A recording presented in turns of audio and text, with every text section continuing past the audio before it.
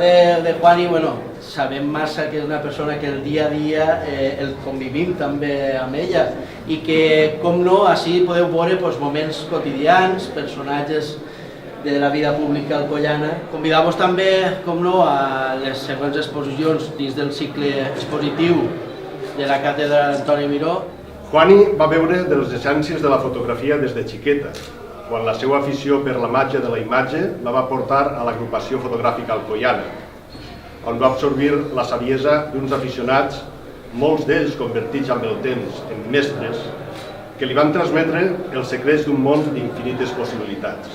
I és que la nostra protagonista va lligar des de ben d'hora la seva vocació al periodisme, un àmbit en el qual la imatge adquireix una dimensió d'extraordinària importància, la fotografia convertida en element transmissor d'històries i realitats, i transformant la fotografia en el mitjà més poderós per a explicar les meravelles de la vida, però també les seues injustícies.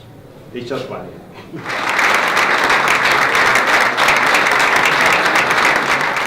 Hoy son de fang, hoy son pastatge en lluita, entre tenebra i llum versant no res, la paraula empenyada és sols la fuita, el cor que s'evadeix al bosc espès.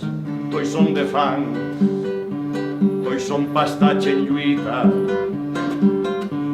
entre tenebra i llum versant no res, la paraula empenyada és sols la fuita del cor que s'evadeix al bosc espès.